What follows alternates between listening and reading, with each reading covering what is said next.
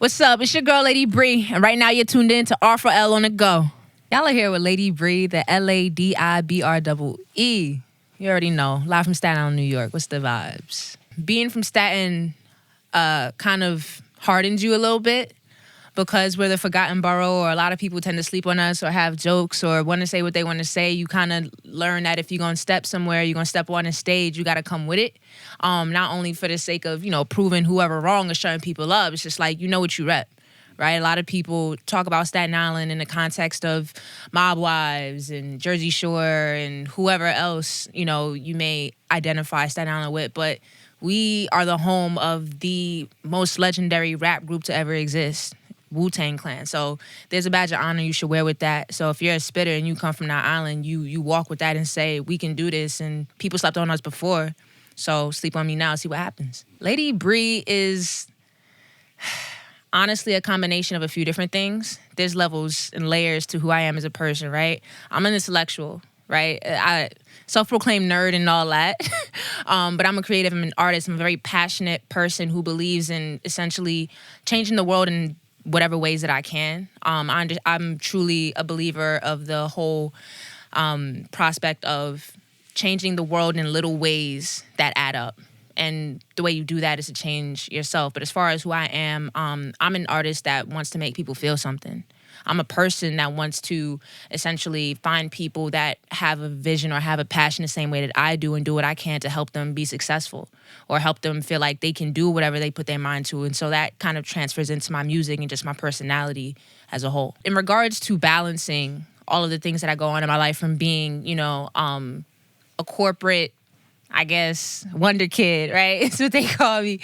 Corporate wonder kid, artist on the come up, entrepreneur, general supporter of the people around me. It's about staying focused. I'm very much someone who believes in bigger picture and thinking very big picture and thinking long term. So, of course, I'm always down to have fun and do the lit stuff and have a good time. But I know what it is I want to accomplish in my life. I know what it is that I want to help the people in my life accomplish.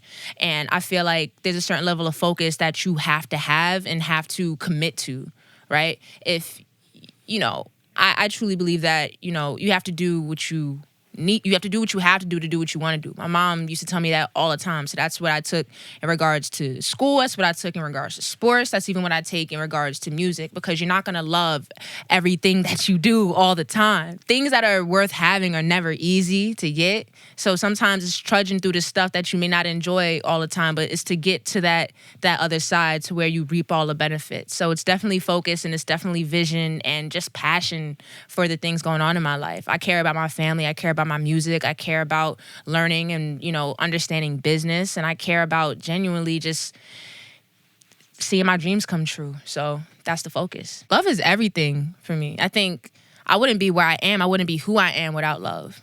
Starting from the home, starting from my mom, starting from my dad, starting from my stepdad, starting from my family as a unit, right? Everything that I am, everything that I believe in about myself and what I can accomplish is built up off of the foundation that my family instilled me with love and confidence and the support that allows me to get up every day and say, it didn't happen today, but it's gonna happen tomorrow. It didn't happen the next day, it's gonna happen tomorrow. But love in general is just like something I feel is extremely important, because I recognize that in this world, there are a lot of people that don't receive it in the way that they should. When I think about revolution, I think about complete overhauls and changes within the world, within, regimes, within mindsets.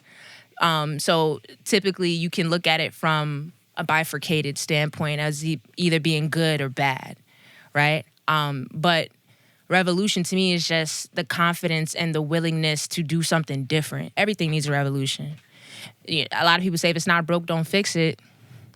Everything's kind of broken to a certain extent.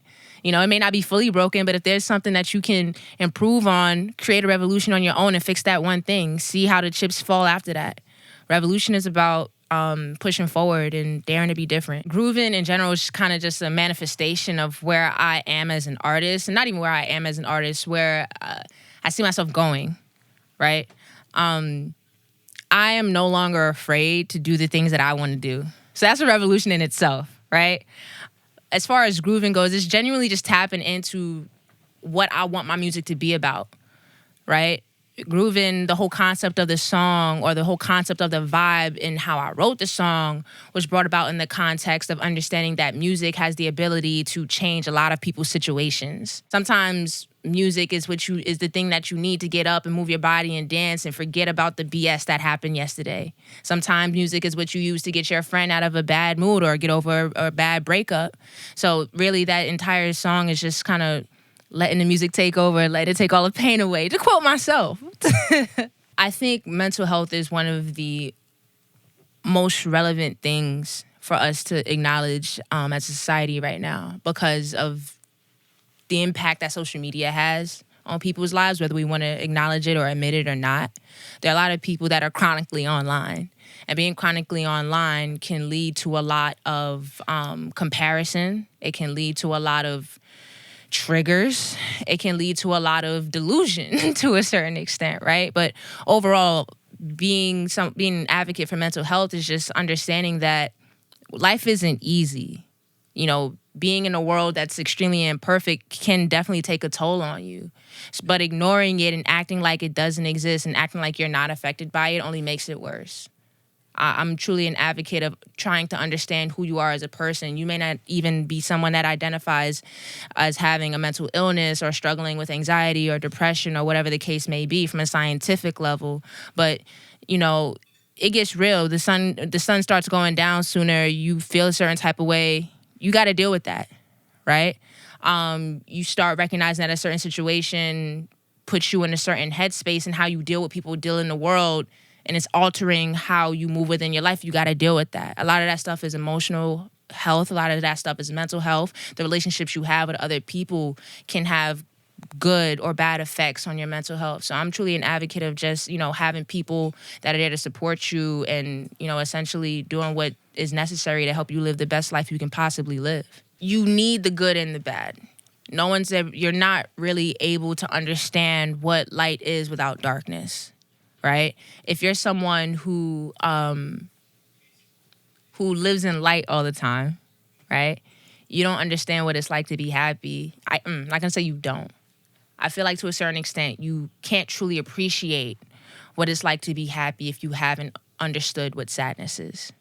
There's a difference there, right? Everything's a scale, everything's, on a spectrum. But I think you have to understand that in this world, in this life, if you're going to be someone who understands how to navigate the world, you have to understand that the bad experiences are just as important as the good experiences. Because if you don't have bad experiences to learn from, the good times are going to be very far and few in between. Because what are you doing differently than you did last time to bring about those good experiences? I think also understanding that sometimes it's not a yin and yang. Sometimes it's not a black and white. Sometimes it's not a right and wrong. Sometimes it's just life. And sometimes living life requires you to be situational. And understanding that just based on where you are in that life may impact how you see things. So sometimes somebody in a certain part of their life may think that what they're doing is right, and to you it could be wrong. I truly believe in the concept of giving people grace and who they are and where they are in their life. Everybody is on their own journey. So in that journey, sometimes you just have to understand and respect where someone is and see where it takes them. My upcoming single is called Live and Die. It's releasing on April 21st, the day after 420. And I think, it's not within the same kind of vein that Groovin' is in. It's soul drill, if we're going to call it that. I don't even want to call it that because it doesn't even sound like a real drill record. But, drums and, beat patterns kind of make the genre these days. But I love that song, and I'm excited to drop it because there's an entire meaning behind that song, right? The concept of this song, or the concept of me saying live and die, ties to the chorus, where I say, live and I die every day, that probably went up and behind, right? I'm essentially saying that every day we wake up and live life, then we go to sleep with those experiences and, die as the person we were in the past and wake up as a new person to live again. And we do it every day. Sometimes it might go up and behind and go over people's heads. But I think that's extremely important to understand that, Today is not tomorrow. And that's a great thing. You can be a better person tomorrow. You can be a better friend tomorrow. You can be a better daughter tomorrow. You can be a better artist tomorrow. You can make up for your mistake that you made yesterday tomorrow. So you live as the person you are today, you know, take everything in stride, go to sleep, die as the old person, wake up as a new you, and try to do better. So I love performing. And if anybody has seen me perform, you know that I bring all of my energy. I leave it all on the stage. I'll go hoarse for the people in the crowd if they give me a mic. That's just how passionate I am about my music and how passionate I am about connecting with people through my music, through my performances. I decided to take a break from performances because I feel like scarcity is important, right? Sometimes if you do it too much, people fail to appreciate it. Sometimes you just gotta be like, oh no, I'm not doing this show. I'm not doing that show. I'm not gonna pop up to this event and, you know, give you bars because I gotta make them miss me a little bit. Right? I can't, you know, I think, especially from the context of performing in my hometown, in my home city, people have had ample opportunity to see me do my thing. And I'm evolving. So now it's time to do it elsewhere. If you wanna see me, you wanna see me do my thing, see me when I'm performing. See me in that 1 or maybe 2 times within a 3-month span that I decide to hit the stage. Pull up. Because you may not see me for another 3 months. Right? Think about artists today. You know, they go on tour. They go to city. Then you don't see them for 2 years. Maybe they'll do like a press run. Maybe they'll perform at award shows, blah, blah, blah. But like after that tour time, after they've done all those performances and went around the country and did their whole album, you're not really seeing them for another 2-3 years until they release the next project. You know, you got to give people time to miss you and people time to appreciate you and, you know, just understand that it's an experience that should be valued and not taken for granted. So I've done a few different things. While I was in college, I studied abroad in Tokyo, Japan.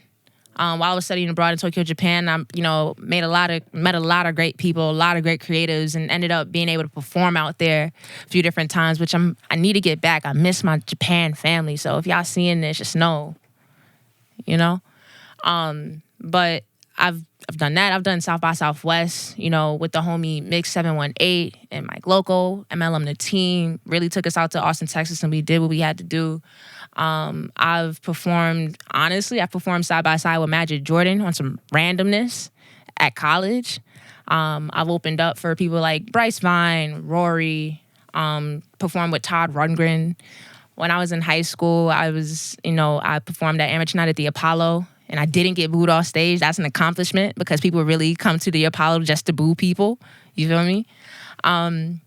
I've also done a huge festival, the Move Forward Music Festival, in which I was able to perform alongside and open for people like Sleepy Hollow, Doechii, Baby Tate, and really do my thing and show people what I'm bringing to the table. So, you know, a few other things too. Check the resume. But, you know, those are the things that come to mind right now. I'm probably forgetting some stuff. Loco will probably tell you better than I could. I'm always down to support and just see other creatives like myself share their art with the world because it's not easy, right? You make yourself extremely vulnerable when you grab a mic and get on stage and say, I did this, I wrote this, I decided to record it and say that this came from me, right? It's like a baby, it's like a child. So extremely excited to do my thing, to connect with people. Really just, I'm really all about meeting people and meeting them where they are and, you know, making them Ladibree fans if they weren't already. So that's the vibe. That's the goal. Everybody can find me everywhere, okay? You go on Google, you just type in Ladibree, but for the socials, I am at The Real Ladibree. So that is TheReal Ladibree. It's all on my socials. I'm on YouTube. Just type in Ladibree. You want to look at my website, it's all there. But we good on branding. So if you use it one time, you find me on everything.